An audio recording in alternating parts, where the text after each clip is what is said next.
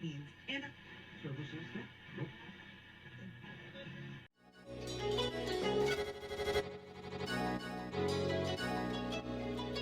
let's go. He wants to jump 1,000 cars. Sir, you have 1,000 cars. I don't think I'd attempt to try this stunt. Or we owe this horsepower to Uncle Sam. Too many cars. Car. Roses would be... Like I put my beer belly on it. If you can't immediately tell somebody how many cars you have, you'll really give those uppity yuppies something to think about. Stay on the bar. Don't go off the bar with your Bronco. 1980 Volvo horns, what's right? I want a man's coolant. and he's like, "Oh, I thought it'd be small. It's for a small car." And I'm like, "Yeah, but it's still an automatic transmission. They're never going to be light." It's definitely going to have to crash. Starting off with Brad buying another car. That's the West. Internet. Is this a Nigerian oil print? I also wish you drove a tan Camry. Anyways, Anyway, that's a horrible, very horrible podcast content. very Talking about a picture. inside joke. It loves to be driven hard. It is. All right. Welcome to Auto Off Topic. It's been a while.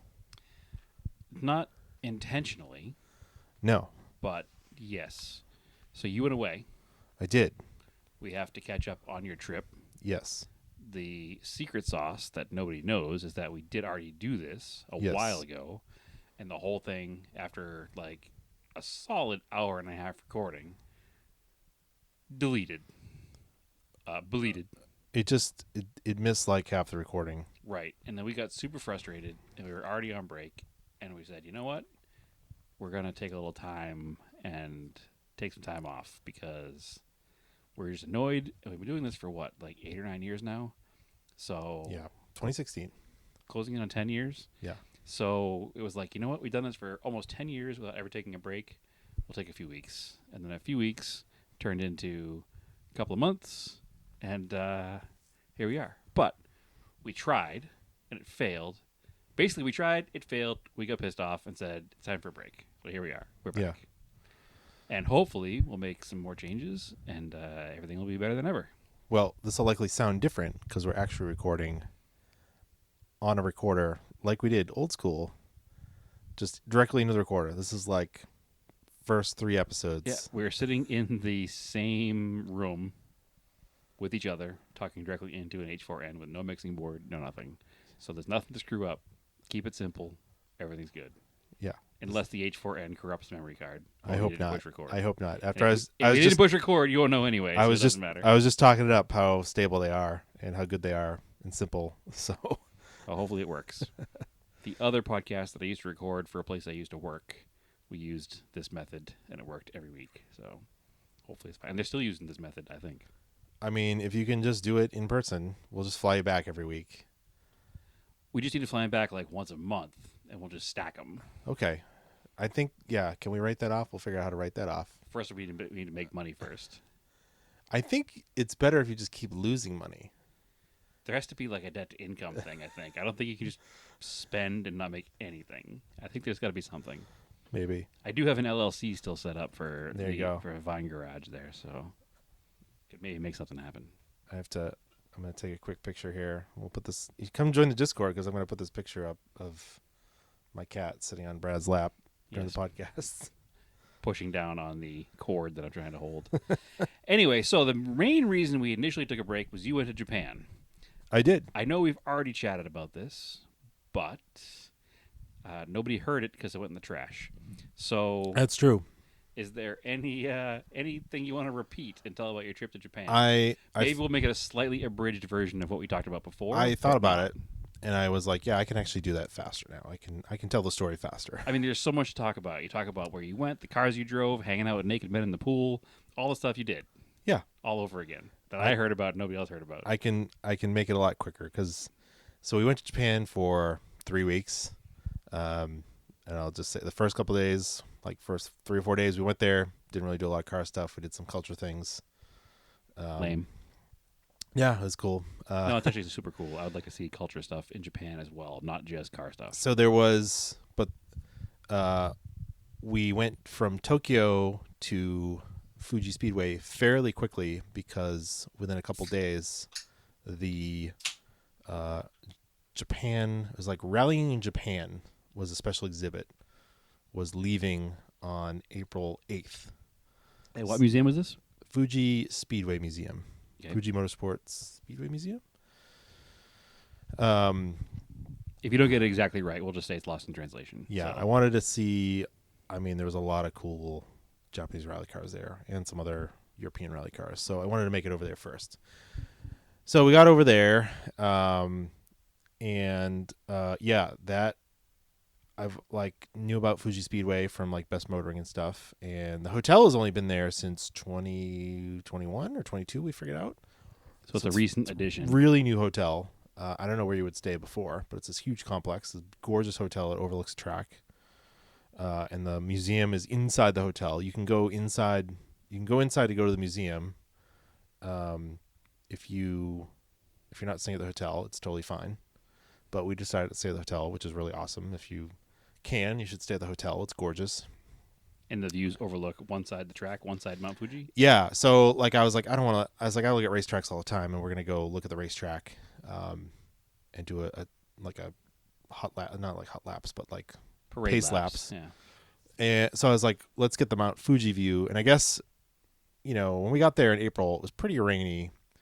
And we got there, it had rained mostly every single day, like the 4 or 5 days we were already there. By the time we got to Mount Fuji, it was still raining and foggy. And they're like, oh, Mount Fuji's just being shy, they say. So like I opened the curtains and it was like all socked in with fog. And I was like, oh, okay.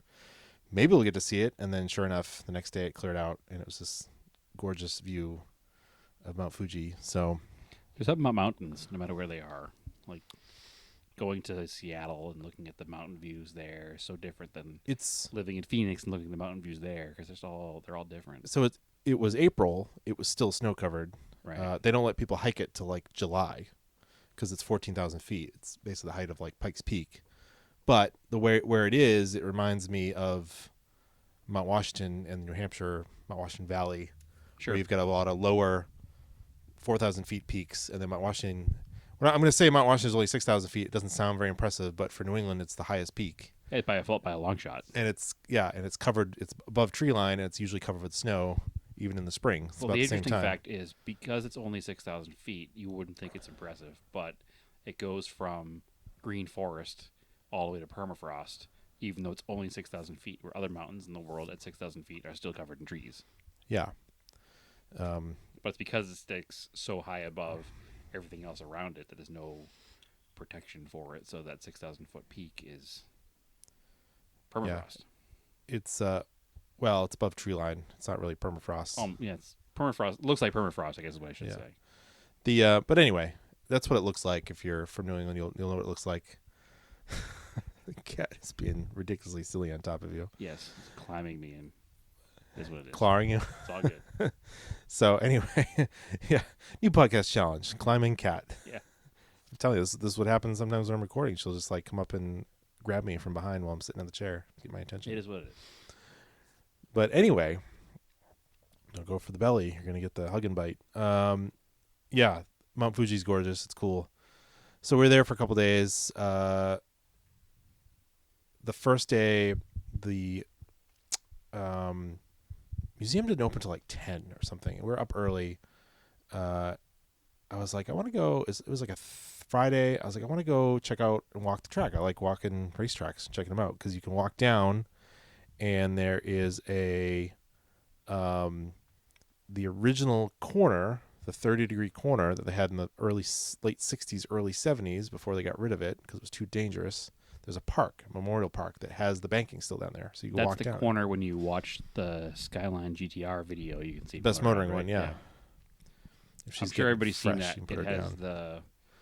basically the soundtrack of just the S20 inline six dual overhead cam, just Yep. wailing as they drive around the track. Yeah. So I was like, all right. I got on the bellhop, and I was like, can I walk out of the track? And he's like, yeah, you can.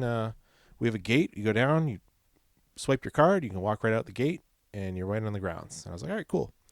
And I was like, how far is it to the main grandstand? He's like, yeah, 20, 30-minute walk. I was like, all right, that's a good walk. It was nice out. It was finally sunny. It wasn't raining.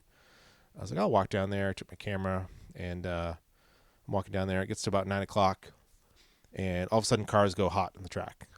And there's like a couple Toyotas driving around. And they're like, it was like a GR86. No, sorry. Yaris and the Corolla GR, and they're like driving around. I was like, oh, that's like what I'm going to do tomorrow. And it's like, I thought they were just doing like hot laps or parade laps or something.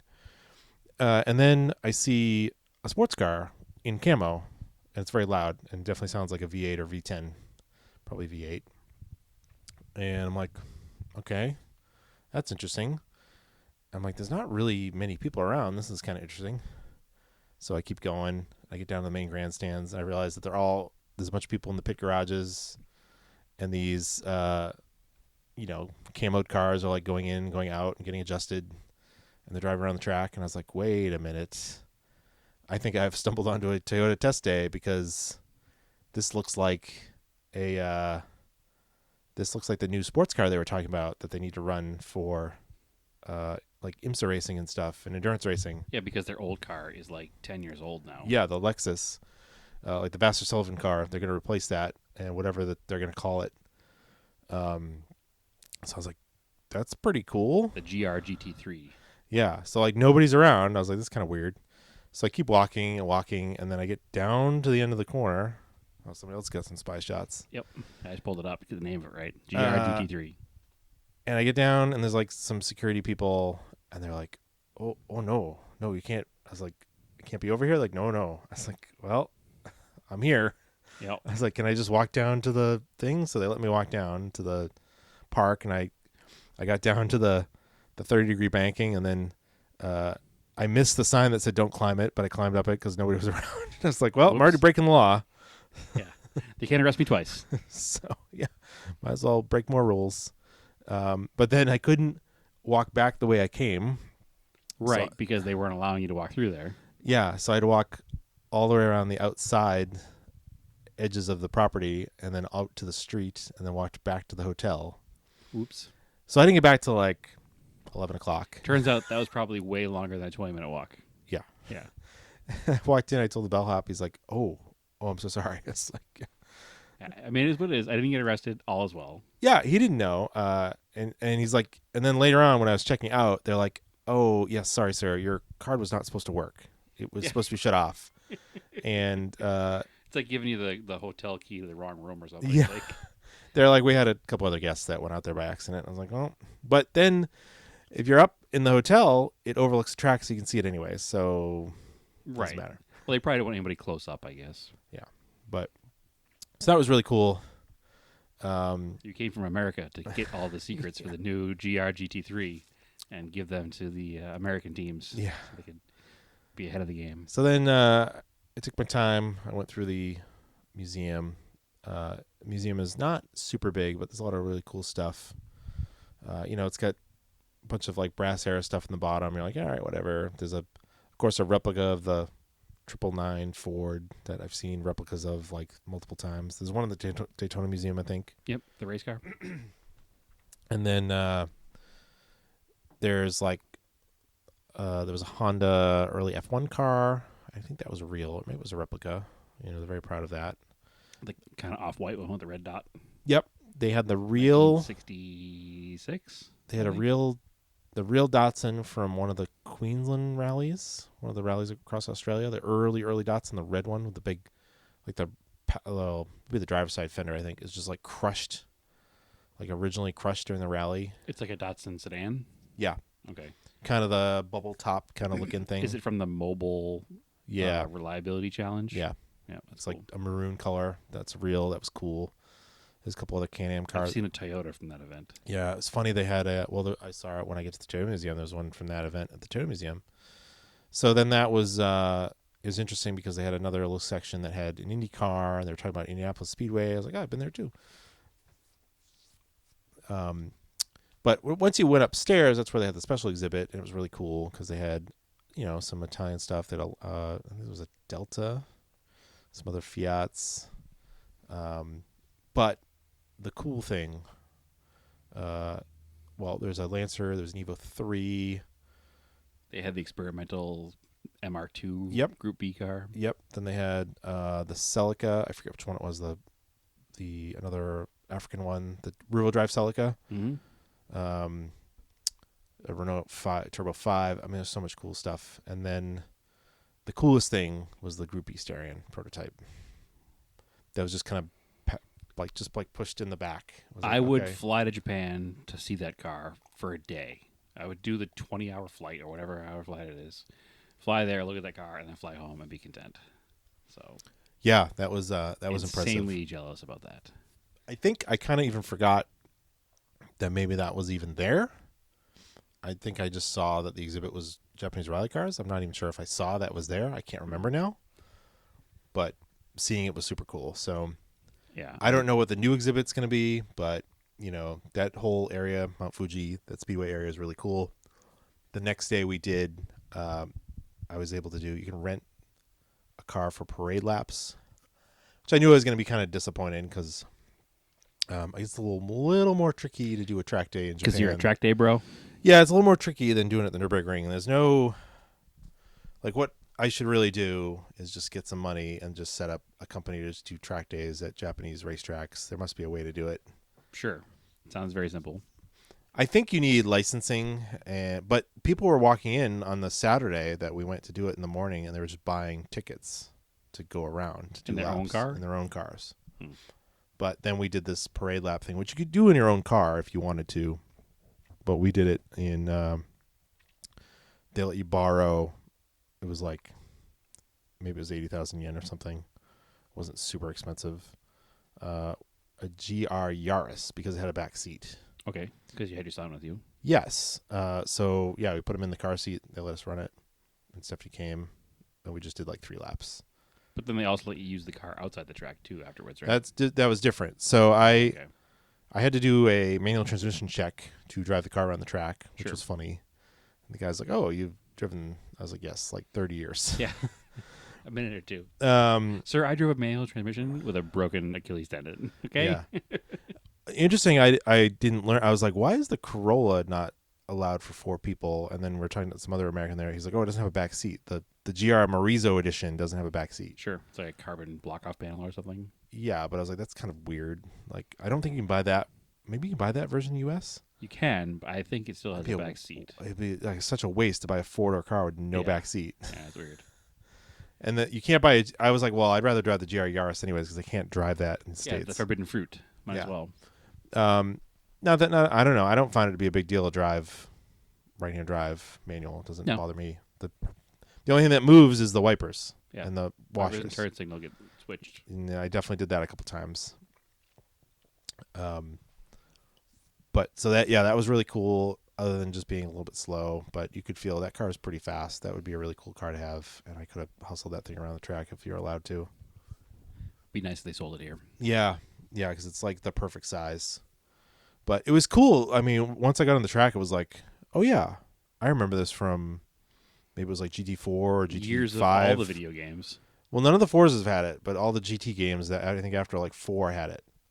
And I was like, oh yeah. Once I was at ground level, I was like, I remember this track. It was weird little unlocked memory, but it was pretty cool. And then the same day, the hotel was pretty cool. Like part of like, I let Stephanie went and had a massage.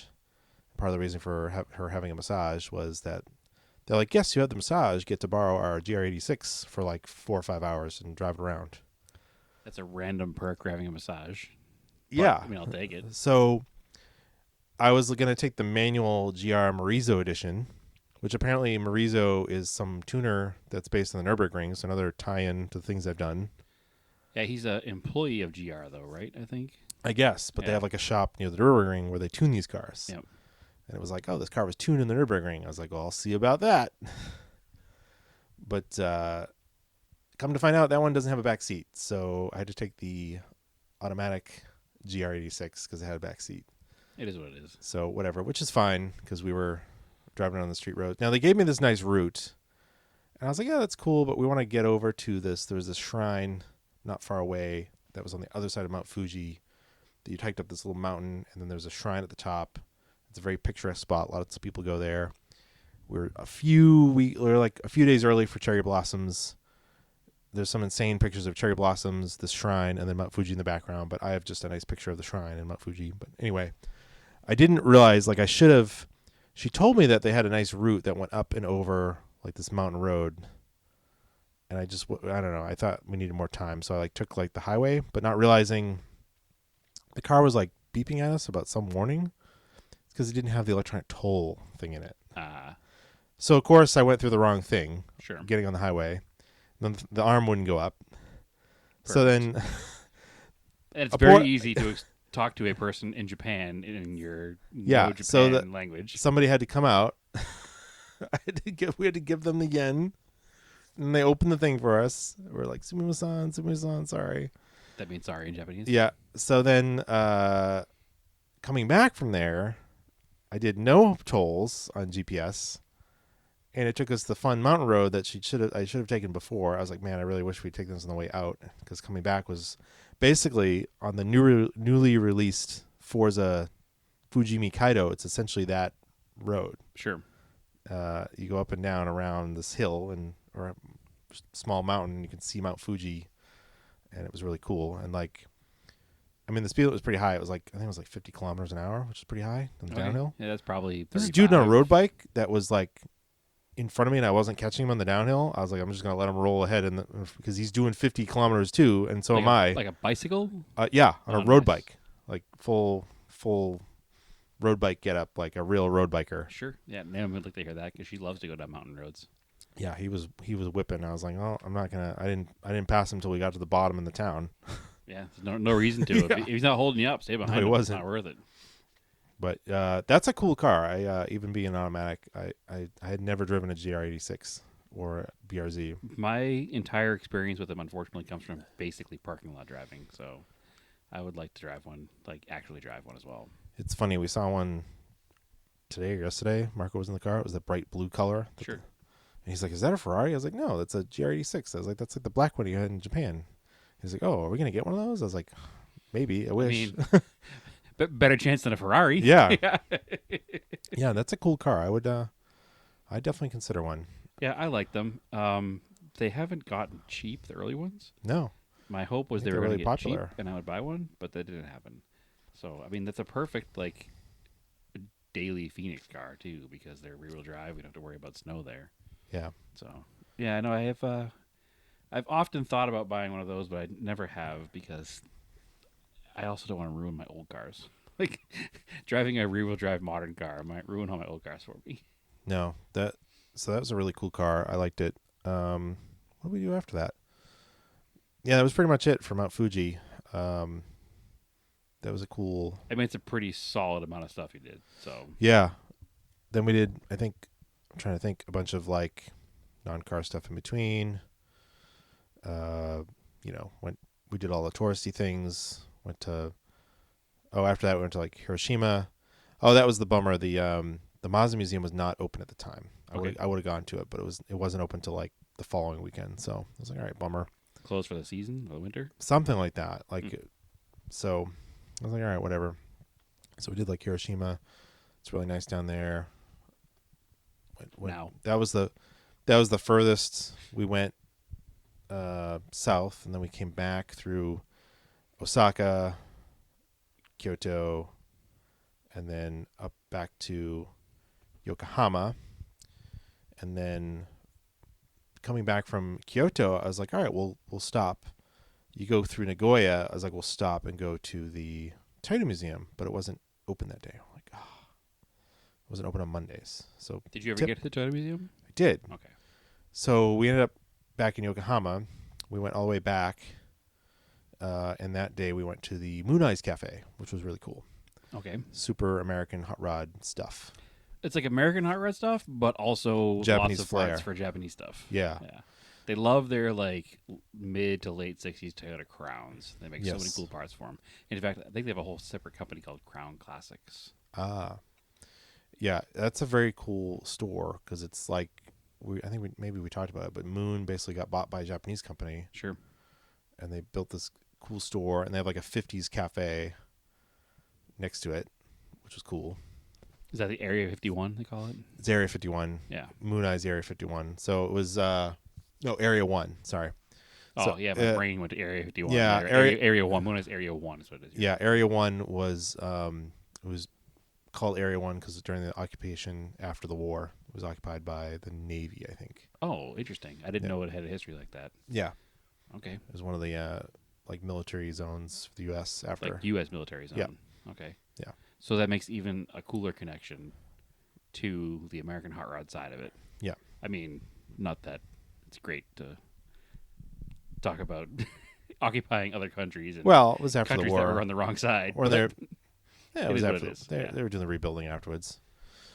But so that was really cool. Definitely go there. It was on my list. And then You know, there's a Moon Eyes shop right in Southern California, and I've never gone.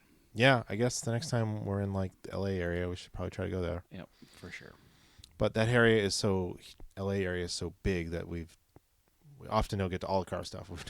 No, and it's not like, well, living in Phoenix, it's only a 4.5 hour drive. Yeah. I could just be like, oh, I'm going to the Moon Eye store this weekend. I just haven't done it. Yeah, I like the we did. So after that, it's the crazy thing is you have all these Shinkansens, which are the bullet trains. So you can just do like day trips from a lot of places. So like, even though we were back in Yokohama, there's a Shinkansen station there, and it stops in Nagoya, and you can get there in like an hour and a half, hour. That's awesome. It's like several hundred miles. So we went back to Nagoya, and then you take another subway from the Shinkansen station. It's actually like a monorail kind of, and it literally stops within walking distance of the Toyota Museum. So a lot of this stuff was done without car. We only had the cars like I only drove a car once, that GR86. Yeah. You only drove a massage car. That was it. Yeah. So, yeah, another definite place if you're going for car stuff in Japan is go to the Toyota Museum.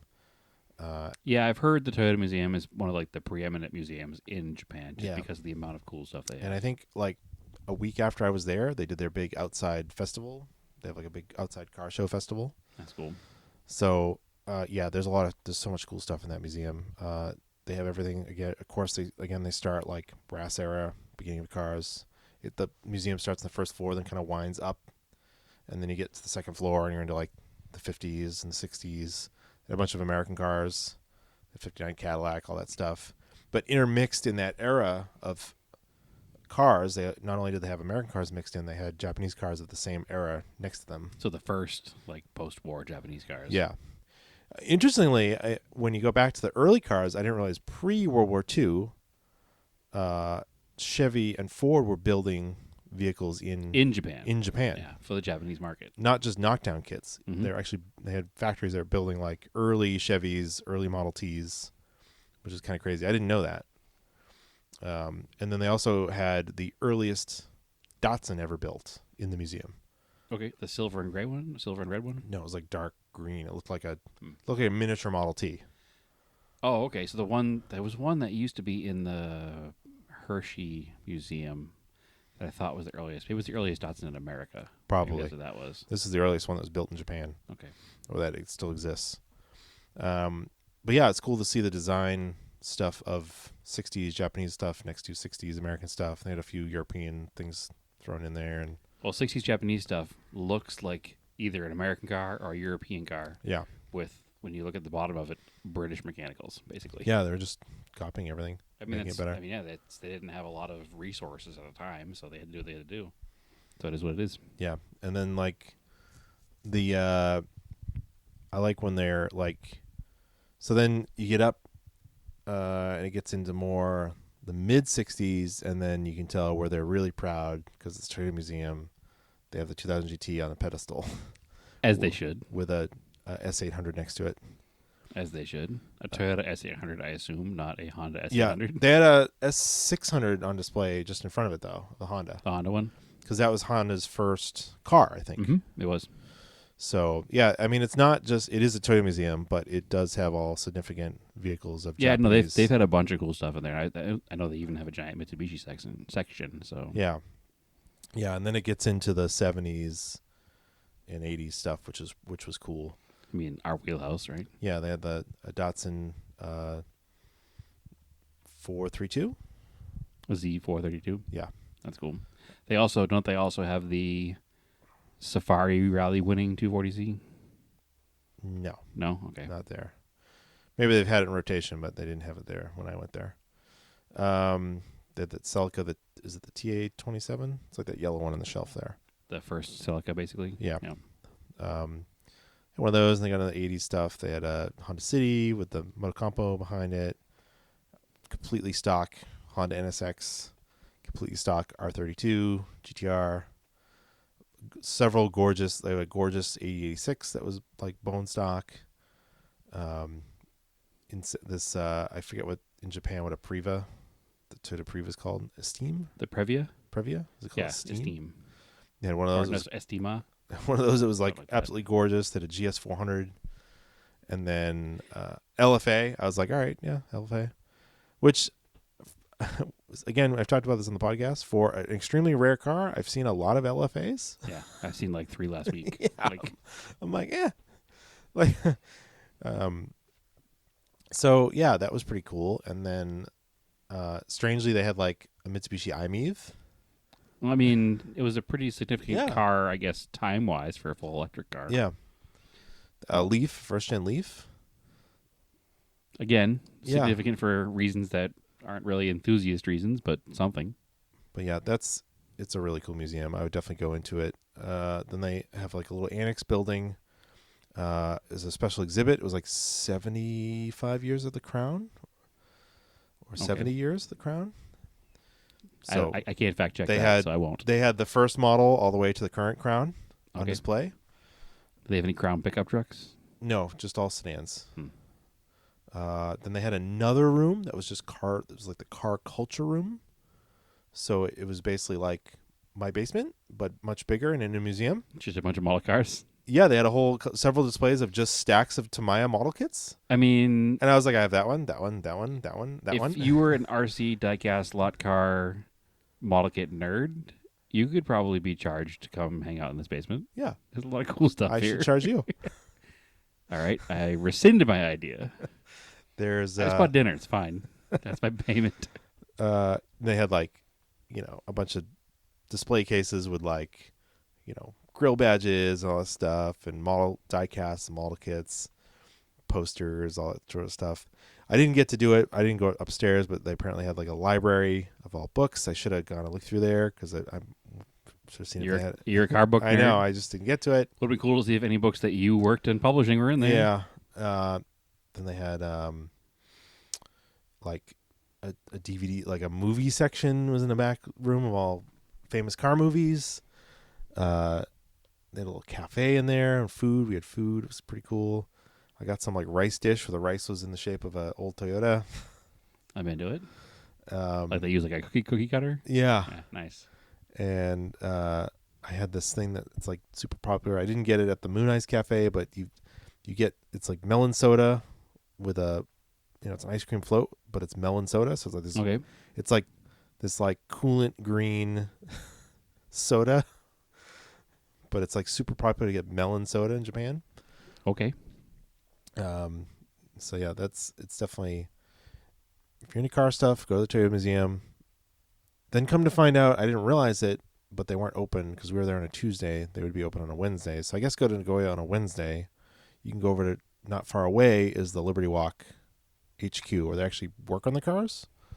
Oh, not the little store you went to. Not later? the little store I went to in Tokyo. Okay. And it was funny, as we were driving by on the train, there was one of those transport trucks, and it said Liberty Walk on it. So they must have been moving one of the cars to Tokyo. Because then a few days later on Instagram, I saw that they did some photo shoot with one of them in Tokyo. So I was like, oh, that must have been it. So that was really, really cool. This is like getting towards the end of our trip. I didn't even cover. Well, we're going to do another one where we talk about all the hobby shops, but because hobby shops are amazing there. But we went back to Yokohama, did a couple other things. Went to Tokyo Disneyland, whatever, blah, blah, blah. Just family stuff, Yeah. whatever. So the last night I was there, I booked a tour, which was kind of interesting. If I'd rented a car, you could just do this as a rental car, but the tour was an interesting way to do it. So the cheapest, like you can rent like an R35 and they'll pick you up and drive around it. I'm like, I don't care because there's like, Sure. I'm like, whatever. So it was just like, it was another GR86, but supposedly had like the HKS tuned engine in it. I was like, sure. It was an automatic. The kid was like some millennial. He was pretty cool, but he's from... So basically, it's like an Uber for car enthusiasts. Yeah, he was from Australia, moved there. He said like within the year. He's only been there for like less than a year. But just to do this, because he speaks English and he's into cars, to just pick up American tourists and just drive them around. But basically, they pick you up in Shibuya, which is that big, giant crossing area, at the Tower Records, the last Tower Records on Earth. Very cool. Because it's easy landmark to find. So he picks me up. That's also very Americana, and Yeah. they love Americana. So Yeah. So there's tons of shops around there, and right around the corner is the Liberty Walk shop, which is basically just streetwear. He's like, it's kind of small, so he's like, we're not going to stay there very long. It's like, whatever. There's some die-cast in there, T-shirts. I bought some stickers. Sure. Bought a little die-cast. I was like, all right, whatever. I'm not as into Liberty Walk, so Sometimes there's a car out front, which is kind of cool. I might skip that part. The kids are really into it. I mean, you could ask them to skip it, but... So then he drove me, like, kind of through Tokyo a little bit. There's this really cool, like, dealer in there, like Bingo or Boingo or something. I forget the name of it, but he's like, oh, they have an F40 in the showroom. I go see it. I was like, yeah, we can go see it. I was like, I've seen an F40 before. He's like, oh. I was like, yeah, I've seen a lot of cars. But I was like, yeah, I'll go check it out. It's kind of cool. Because we actually spotted it while we were driving a cab somewhere. I forget how we saw it, but... I saw it in the showroom from driving by. We saw this crazy dealership. I didn't know what was inside. But then it was kind of interesting because it was kind of a nice way to close out the trip, because at the beginning of the trip, we drove through some of these parts of Tokyo. The outer islands of Tokyo in the bay are basically all man-made. They're all backfill. So he kind of drove us out through there, drove us past the fish market that we gone through. We did some laps of the classic highway runs that are around. You kanjo raced? Yeah. Or where all the historic kanjo racing would be. And then you take it out through Tokyo Bay down the highway out towards Yokohama to the Daioku parking area. That was Very part of the tour. Because that starts around like 9, like every night. Like we were on Thursday night, so like he's like, Wednesday nights are kind of quiet, but like Thursday nights are good. Friday nights get crazy.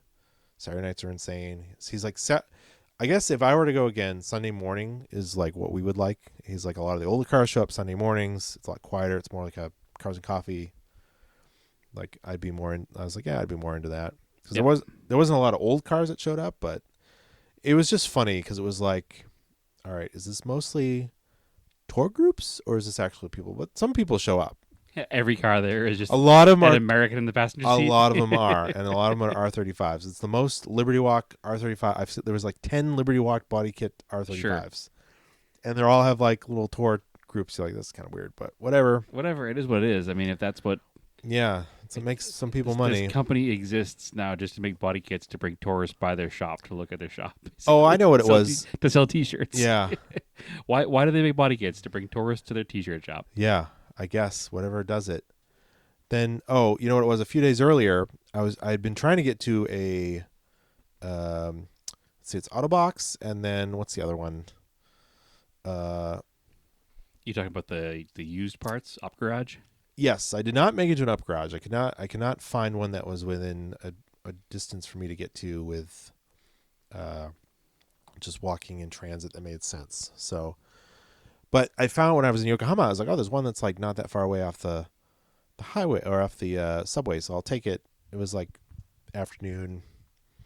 You know, Marco and Stephanie were tired. They were just hanging out. I was like, I'm gonna go down there and go check it out. So I went there, checked it out. It was basically Pep Boys. I was like, this is... You didn't find the exciting one. You found like the jobber one. Yeah, I was like, this is not... I mean, it had some interesting stuff in there because they sold HKS parts and all that stuff, but there was like no cool stickers. I was like, oh, this kind of stinks. So there was no streetwear for your streetwear purchases. I was like, yeah, kind of. I mean, I was like, this is literally like...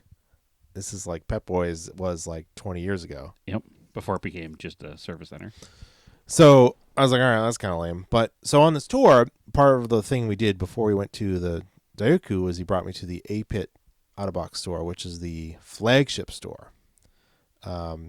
That's the store you want to go to. Inside of it basically looks like Barnes and Noble, But for car people. but for car people. Like there's books and parts. There's a whole upstairs that's all HGS parts. Like you can buy every HGS part like upstairs. Yeah, I probably would have bought a lot of books. There's T-shirts, all kinds of stuff. There's a Starbucks inside. It's literally like, but I didn't buy anything because it was getting really busy and the line was really long. I was like, whatever, and I have enough stuff. That's definitely a place I would go back to. And they have a little parking garage. He's like, oh yeah, it's like a pre-meet. People do like a pre-meet and then they go to the Daioku. Sure. It's like a meeting area, so you meet up there and then you all roll in together. To Yeah. Daioku. Yeah. So that was pretty. Yeah, the Daioku is interesting. It's literally on an island in the middle of. It's a man-made island, right? Yeah, and it's in the middle of this big interchange. Like it's down in the middle of it, and there's a convenience store, Larson's, that you can get food there, and it's next to the police station. That's why it doesn't get that crazy there. We have a Daikoku in Phoenix at the interchange. Yeah. Underneath all the 10 stack, but it's where they park all the wrecked cars from the 10, the 17, and the 101. Yeah, I've had to go there a few times for work. yeah, yeah. It's basically that, and then there's a trucker area, and then I guess if you ever hear that it's been closed, it's because the police close it because the overflow has started to go into the trucker lot, and they get upset, so they close it. Yeah, that makes sense. You got to keep it to its own good size. And then I guess there's other places that people meet up that are further out in the bay. On more man-made islands. Yeah. It's really interesting. So It would be the kind of thing it'd be fun to be there for a weekend with a car. yes. Like, I don't know, it's probably wild fantasy thought, but to buy a cool old car there and have it there for a while and then have it shipped back here. Yeah, or just be friends with someone that probably has something. We probably know enough people that have something. More than likely. You can borrow But it. I also want to have a car. My own car. Yeah. There's other drives you can do. If I had more time, you can go drive like the Toge roads that are in like Initial D and Yeah. all that stuff. Yeah, I'd love to put some money aside. There's so much more. And buy a car over there and just drive it over there for a while before I have it shipped home. Yeah, there's so much more I could have done over there. It's crazy. Like I would. All right, let's go back. I see why people would go back. Yeah. Let's go back. Yeah. I say let's go back. You go back. I'll go with you. You can be my tour guide. I would probably go in the winter. I'd probably go. I guess I'd go check out Tokyo Auto Salon, but that would be definitely crazy. The problem with that is there's so many other people there doing Yeah. all the car stuff. Yeah. Is that the same time as the New Year's meeting? Because I'd like to go during the New Year's meeting. I don't know. I'd have to look into it. The New Year's meeting looks like it's definitely our speed. Because I want to like ski in Japan, so I was like, I'd definitely go back in the wintertime. But Yeah, the New Year's meeting looks like our speed because it's all, pre-90s stuff. yeah, so this was, yeah, I didn't do all the car stuff, but I did a lot of car stuff that I wanted to do in Japan. I saw a lot of cool stuff. And Yeah, no, I was sufficiently envious the whole time you guys were there. It looked like a good time. yeah, it wasn't. It's funny, you don't spot a lot of old stuff just randomly on the street either because it's also a big city. yeah. You're not out in the suburbs. Mm-hmm. You probably see more of that stuff in the suburbs. Just like here, you're not going to see a bunch of cool stuff parked in downtown Boston because there's not going to be anything. Yeah. But it was funny. I was talking to the tour guide. He's like, yeah, it's just like, he's like, everybody in the city, all the rich, he's like, everybody drives G-Wagons. I was like, yeah, that's the same in the United States. It's the same in any big city, right? I was like, Or anywhere in the world. He's like, it's an even bigger, so yes, it's a flex because they cost a lot of money, but in Japan, it's an even bigger flex because it takes a bigger parking spot, which costs more money too. More money, yep. So the bigger, more expensive your car is, the more expensive the parking spot is. So it's like you even have more money. So, Wild. So suffice to say, there weren't a lot of big Dodge Rams. No, you have to have a place to park your vehicle, and it has to fit your vehicle. So for them to even allow you to register it and own it. And there aren't many people that have like a house with a yard in the city. So it was interesting though, riding some of the trains in the rural areas. You'd go behind. The train tracks are behind people's houses, right? So there Just was like here, yeah, there were several houses we rode by that had like drag Camaros behind them, like drag prepped Camaros. I was like, that's interesting. That's very cool. And then like one of the first nights we were there, I like looked. It was raining. It was I like kind of I'm all like jet lagged. I like looked out of the taxi. I was like, oh, square body Chevy. That's cool. Wait a minute, I'm in Japan. Yeah, that's a very random vehicle to import to Japan because it's so big. Yeah, it's definitely a choice. Person must live out in the, or they could live in the city and just have a lot of money, a place to park it. guess. Because that was the other thing. Everything has like there's a lot of conversion vans, Chevy conversion vans. Yeah, the Japanese big culture loves Astrovans. conversion vans, Chevy pickups, and Caprices and stuff. Like, it's very weird. A lot of those, elevator style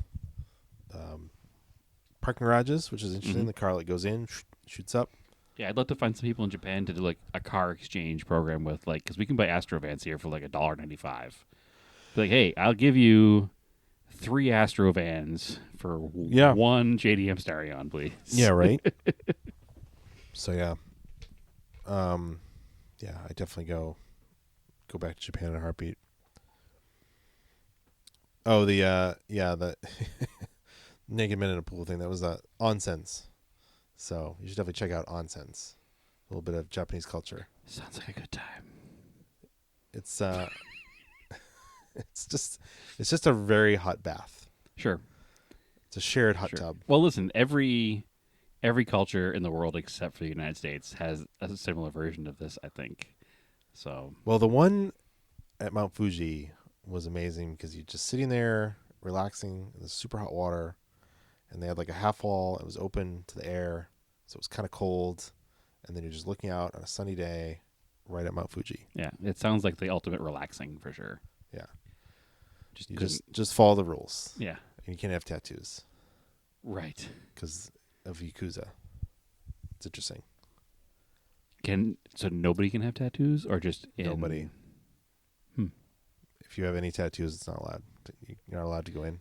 No, I mean in general. Forget the whole hot tub thing. Like, what is the tattoo culture there at all? Do you know? Like, do people have tattoos that are not in the gangs? No. No. Pretty much, if you have tattoos, you're probably Yakuza. I mean, if you're a foreigner and you have tattoos, they don't probably assume it. But if you're Japanese and you have tattoos, yeah, big tall white guy over there with tattoos is not in the Yakuza usually. No. So that's cool. It sounds like a great trip, and I want to take one myself. It's the thought of going to a country like Japan is just so overwhelming in my head. It's a lot easier now, I guess, after my tour guide in the car was telling me a lot of the English conversions or English signage and stuff came from them preparing for the Olympics. There's been a huge boom in tourism after the Olympics. Like, sure, if you go online, I mean, it's like it's definitely over touristed in some places. Like Kyoto was just ridiculous and too much tourist stuff going on. Oh, that's what happened. I did try to do car stuff in Kyoto, because close to where our hotel was the Tamekayura like dealership showroom. Sure. The hot rod builders there. I was like race car builders basically. I was like, yeah, I'll go check that out, and like looked it up. Said it was only open 1 to 5 p.m. or something on whatever day it was. Went over there, it was closed. I was like, damn it. Yeah, it's annoying. So I don't know what the deal is with that, but a lot of places are probably tired of tourists coming all the time because they can't get any work done. It is definitely just a showroom. It was like to look at stuff, but it was just funny because it's like I forgot where I was gonna go with this, but yeah, it's like there's just a lot of tourism. I don't know. It gets really busy in certain places. Well, you were telling me earlier that they're looking at adding a tourist tax to some places just to they are because combat the amount of tourists that are showing up. The yen is so weak and the dollar is so strong currently that it's just like stuff is getting more expensive, but I'm coming in with my American dollars converted, so it goes much further. It goes much further than people that are working there living on the yen. Yep. So yeah, it's not ideal. No. For the local economy. And you can see why people treat it like, I don't know, I try to be respectful when I travel, but you can definitely see some people don't, because they treat it, it feels like it could feel like a amusement park to them. It's not. It's like, this is a real country, because people live here. You can literally get there's these lost, it's funny, everybody talks about 7-Eleven. There's some 7-Elevens, but they're definitely scattered out further in the city because most 7-Elevens have parking lots. There's this other one, that the Lawson's chain, which I didn't know existed until our Discord members told me about it, because it came from Ohio apparently, but only exists in Japan now. That part is interesting. I knew about it from Initial D or something. Yeah, but they're everywhere. I was starting to joke that I was like, Lawson's and Family Mart. yeah, I was like, wherever you are, there's a Lawson's. Like, I should Yeah. make the jingle for it. But you can walk into this convenience store and get like food. Like basically, Marco lived on these Lawson chicken nuggets because he's a picky 5-year-old. Sure. But you can go buy a beer there for like 100 yen, 200 yen, Which is about $1. So cheap. Yeah. I'm like, you go to these hotels and they have like the mini bar. I'm like, why would I buy a beer out of the mini bar? I'll go across the street and buy like 5. For $5. Or actually, they had like canned cocktails, which were amazing. I just Okay. buy those, and you buy like snacks, and it's like kind of a joke. It's like there's all these reels and stuff on Instagram. It'll be like, oh, what's the last thing you see before you go to a hotel in Japan? It's like the person walking into one of these convenience stores. Sure. Yeah, I knew about them, and I knew about the products that were in them are better than like a 7-Eleven here. Oh yeah, But what I've heard is that 7-Eleven's doing a big, like, at least in the West Coast, a big change in they all could. their If stores. they brought that stuff over, yeah. And they're trying to do a lot more like of the Japanese style of the 'Cause they're- 7-Eleven. They're probably trying to compete now with like the East Coast stuff, like a Sheets. I mean, even we have our QT, which is a full kitchen in it. Yeah, You can get a full pizza. You can get a breakfast burrito. Like, you get all Yeah. kinds of stuff at a QT. You can't get, and you can get gas, and you can't get that stuff at, a 7-Eleven. All they have is prepackaged stuff. yeah. So But probably the are trying to compete with that. Yeah, but I mean, so yeah, so for some people that feels like an amusement park because you can just always get that stuff, and there's vending machines everywhere, and then Sure.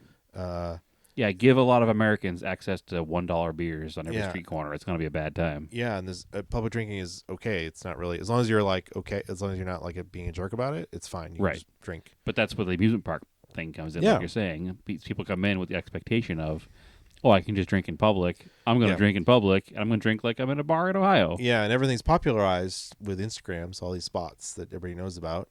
So it gets super touristy unless you go kind of early sometimes. And then the other thing is like they make it easy to travel because they have luggage forwarding, which is the thing that blew my mind. That's cool. Which I think would only work in Japan because nobody steals your stuff. But also, it only works in Japan because I can't think of a place in America where luggage forwarding would even work because there's so much distance between places. Yeah. And not enough people are going from the same place to the same Yeah. place.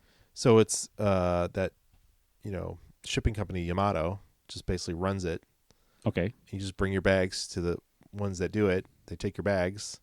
You give them the hotel phone number. It generates a QR code. They have little stickers that print out. You pay them whatever the yen is. It'd be like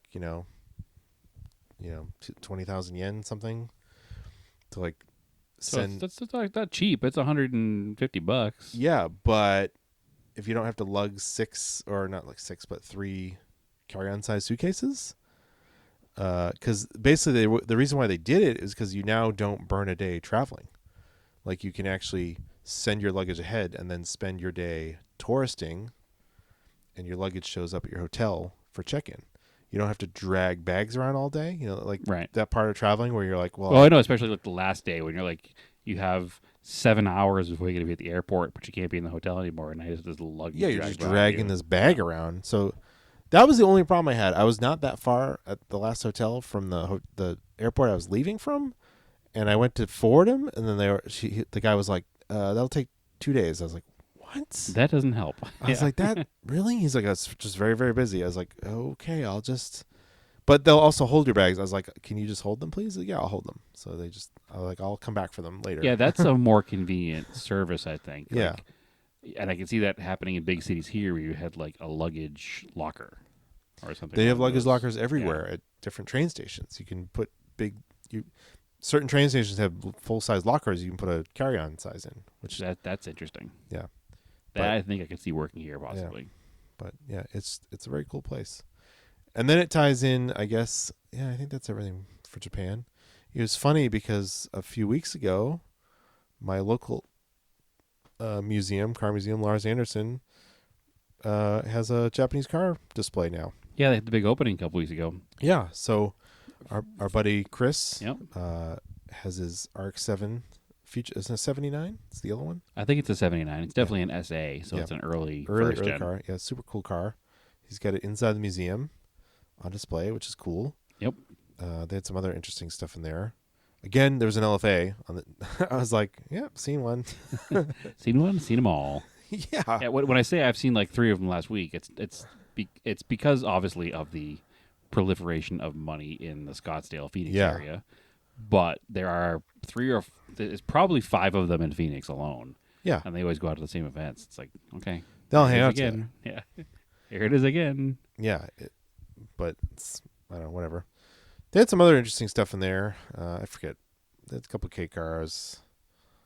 Not like the caliber level because they're just sourcing it from local people Yeah, here. it's local owners here, not but Toyota. But it's cool that the museum makes inroads to Well, that do museum, stuff like that. that museum has always been at the forefront of Japanese cars because if you remember, back in like probably 2006 or 2007, they started doing the Japanese classic car They show did. there. They did. Like, that's But huge. There was nothing else happening then except for the one in California. But when you went on the inside, the upstairs would be like brass era stuff. Sure.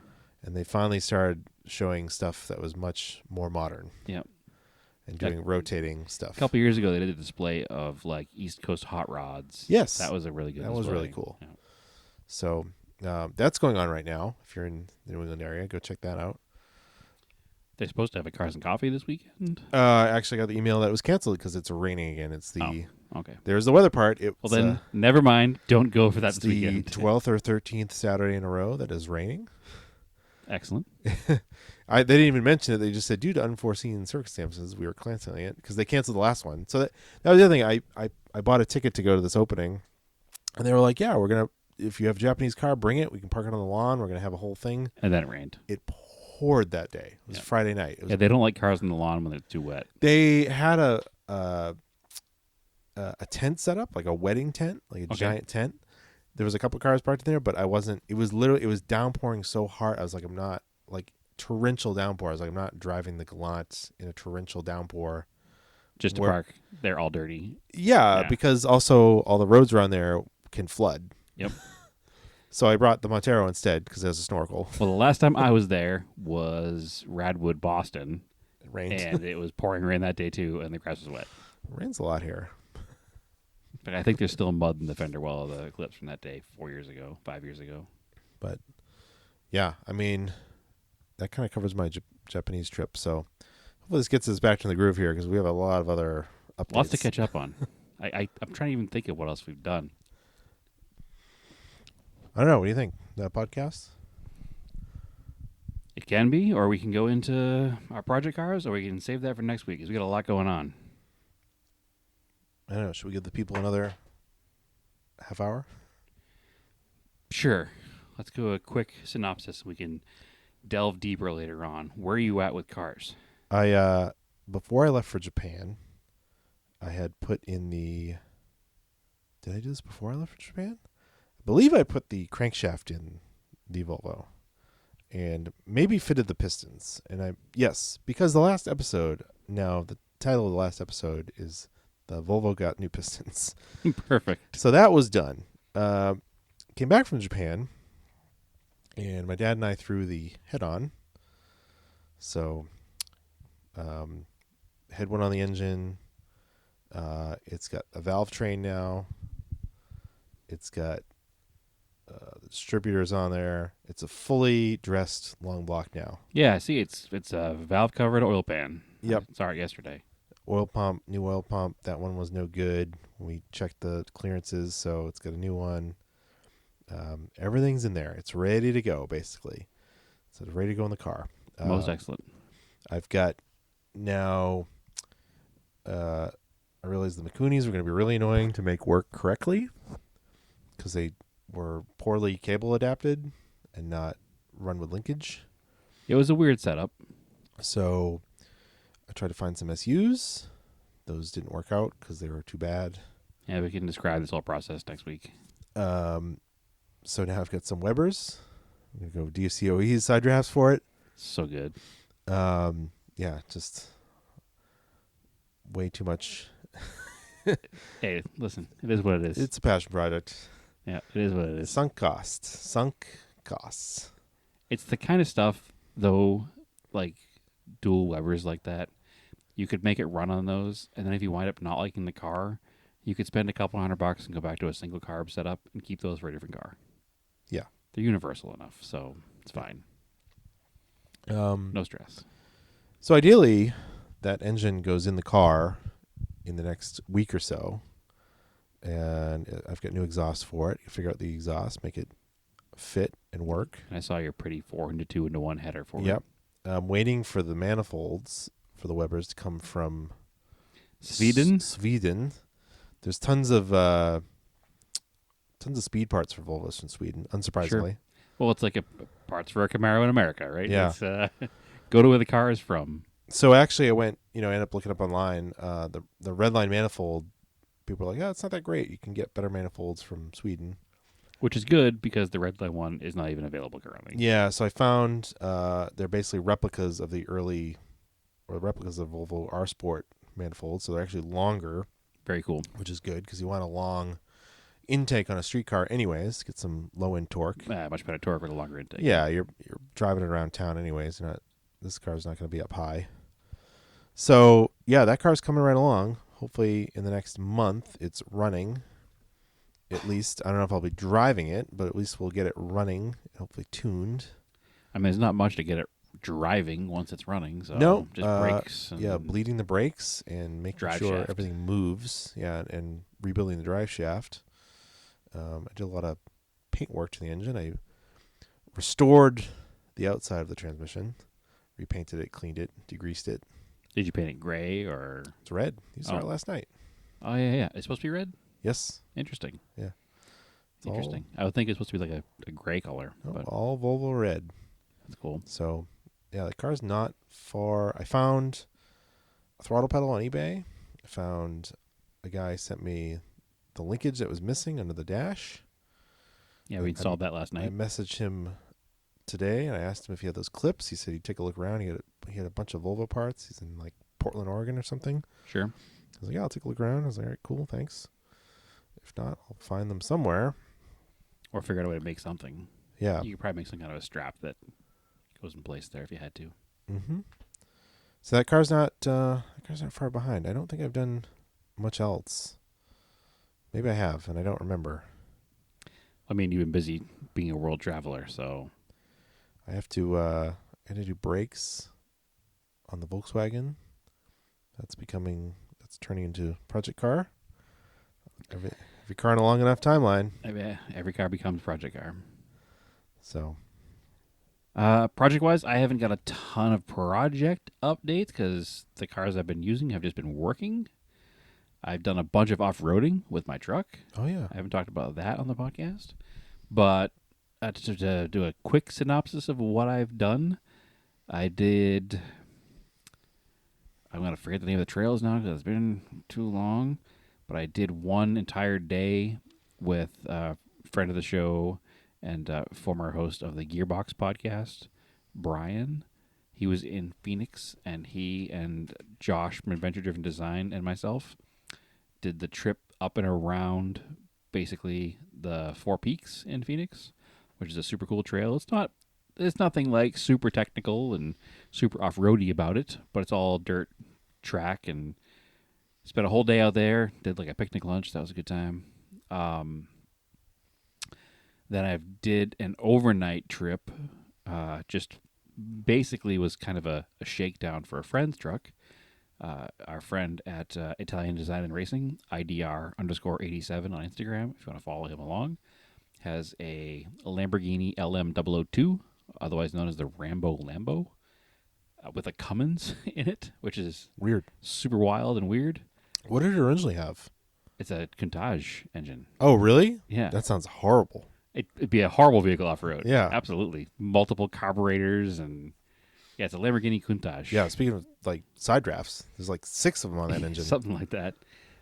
He got the vehicle with no engine in it at all. Ooh, so deal. It was, much better to just swap like us. That's the way I'd buy a Rambo Lambo just like that. It was much better to swap in. Was it $800? It's definitely not $800. I don't know what it cost him, but those are like well into the 6 figures when they're complete. So I don't know what an engineless one costs, but a couple extra zeros at $800. A couple, and then a different number other than 8 probably at the front. But nonetheless, he got it with no engine, and he had a Cummins engine. And when you have this, so it now takes the moniker of Rambo Lambo, and also means it makes it Ram Oh, because it has a Cummins in it. So it's like a Ram Lambo. So that thing is super rad.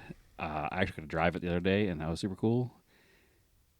It looks pretty menacing out on the trails, but took that out there also with our other friend Josh from Adventure Driven Design and 2 other friends, and just did a shorter route, a little bit more technical than the Four Peaks route, but still not very technical, around it's called Bulldog Canyon. And we spent a night out there in one of the dispersed camping areas, and we're able to, set up and do the trip and do the camping and finish the trip the next day. And it's been nothing but success stories with that little Power Ram. So I can't complain about that truck at all. It's been so good. When I get back, I have plans to do a full stereo install because there's no radio in it at all right now. Well, let me rephrase that. It does have a radio in it as the factory head unit and no speakers. So the plan is to put a full, nice sounding stereo in there. Nothing ridiculous, just a nice couple of speakers and maybe a little underseat sub. And to retrofit all the air conditioning components back into the car. Again, not retrofit, actually repair the AC components that are in the vehicle because there's a factory or port installed AC on that. So, but yeah, zero complaints about that truck. That truck is so good. I love it so much. nice. So having a good time with that. Everything else has pretty much as it's stated. There's been some pretty big life changes at the house, so Naomi and I are excited to get some more projects done. Her Mustang project is still moving right along. I've moved all the dead cars around to finally get some work done on them because, as I've stated before, the Corolla is next in line because I get no compression in cylinder number 3, and that needs to be fixed so I can enjoy that car again. So that's coming up quick as soon as I get back to Phoenix. So 3 or 4 more days here in Massachusetts, and hopefully some heavy duty updates coming up. But that's where we're at right now. So fun off-roading, no big projects, and that's life. That's car life right now. Yeah, I'm trying to think. I've only been working on that Volvo, which makes sense. Trying to get it done. There's not much else other than for scale project cars. I've just been doing some RC cars I bought in Japan. So Sure. I've been doing a bunch of garage stuff. I can do a quick garage updates. yeah, I did build a workbench. It was my plan to have like a clean workbench that I don't work on real car parts on. So I have a place to do assembly of the same RC cars, model cars, any kind of hobby stuff that I have, slot cars, any of that kind of stuff will be worked on that back bench. I bought so it's from Home Depot. It's an 8-foot long Husky workbench with like a butcher block style top on it, and it has pegboard all in the back and some drawers in the front. It's super nice, and when you consider the cost of an 8-foot butcher block, yeah, it actually makes the most sense. Because an 8-foot butcher block were I think they're like $350. This whole thing with the metal, frame and drawers and pegboard in the back, I think was a little over $5. So it was kind of like a no-brainer. Yeah. We were just going to buy the butcher block and make something. And it was like, no, this just makes more sense. Plus, the butcher block comes finished. And when you buy a butcher block without this kit, they come raw. You have to finish them. So it's a no-brainer. It's made by Husky, and it's a killer deal. We put it together, and it's really good size. So it'll be really good for having a scale workbench out there. Hopefully, the other plan for that bench is to make it the podcast recording area as well. Okay. So it'll hopefully have like a small area for like electronic stuff, and then the hobby area on it. So that's like all a set signal up. booster out there. We're looking into that as well. We need to figure out a way to do that because the biggest issue I'm having at my house in general, obviously, and part of the reason the podcast has been so delayed is I have signal issues everywhere in my house anyway. So we're going to work on getting that signal boosted when we get back as well, just to make the podcast better. So everything's got to get better. We genuinely want to improve our remote recording and make it stable so that we can invite more guests. The problem is we've had some real issues with the remote recording to the point that we don't want to invite anybody on because we don't want to waste anybody's time. Yeah. So once we get this whole remote recording thing, it's like everything worked so great for so long, and then it just kind of everything went to crap. So Yeah. we got to figure out what's happening there. But we're working on it. We'll get there, and once it is stable and everything is working, we'll make sure we get some more guests on, because we know we want to improve this thing moving forward. It's going on 10 years, and it's time to make some changes. Mm-hmm. So no big changes, little changes. But you know where you can hang out with us? Discord. On the Discord. Every day, all day. We've even been there through this whole shutdown. Yeah, exactly. So, anything else? I think we'll end it there. That's a quick little synopsis of where we're at the end. We're back into it. We'll have an episode next week as well, hopefully, all things considered. Yeah. We'll make it work. There's been some decent NASCAR races, Indy 500. Yep. All kinds of motorsports to catch up on. I believe Le Mans next weekend. Sounds about right. Nürburgring 24 hours coming up. The season of endurance car racing. Mm-hmm. Detroit was last week. I haven't watched a recap yet. I got to watch it. I have both the endurance race and the IndyCar I heard the race. IndyCar race is recorded. good. I have not watched either one of them. I'm telling you, if you want to watch open wheel, IndyCar is where it's at. Yeah. I don't understand you people with your F1. Stockholm syndrome F1. Yeah, it's weird. does not make sense. All right, cool. So, as always, follow us on. All right, out of practice, Andrew. Yes, we are. Auto Off Topic Podcast on Facebook. Auto Off Topic on Instagram, Threads.